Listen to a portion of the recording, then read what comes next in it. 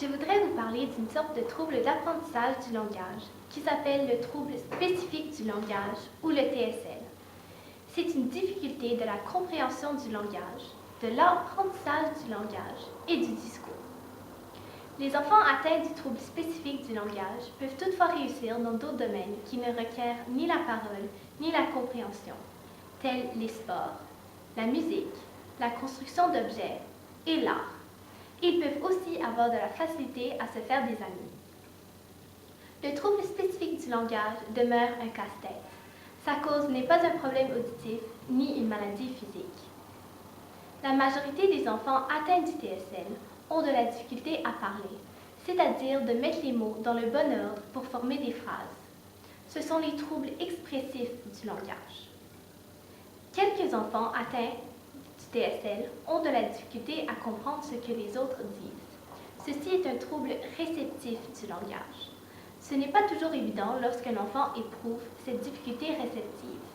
Il se peut que ces enfants reconnaissent quelques mots ici et là, sans toutefois comprendre ce qui est dit. Il y a plusieurs façons dont le langage peut être affecté dans le TSL. Un orthophoniste peut évaluer un enfant afin de cibler les difficultés éprouvées. Il y a des enfants qui ont de la difficulté à trouver le sens des mots. Ils peuvent s'embrouiller si les personnes utilisent un vocabulaire compliqué.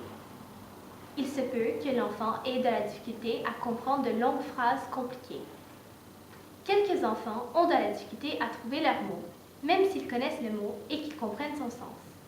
Ils ont parfois de la difficulté à se rappeler le mot et à pouvoir le dire. Quand les enfants atteints du TSL parlent, ils ont tendance à utiliser des phrases simples. Parfois, ils ne conjuguent pas les verbes et ne font pas les accords nécessaires. Ceci fait en sorte que leur discours ressemble à celui d'un jeune enfant. Quelques enfants atteints du TSL ont de la difficulté à parler. Leur discours peut sembler immature et difficile à comprendre. Par exemple, un enfant pourrait dire « j'ai tôt » au lieu de « j'ai chaud ».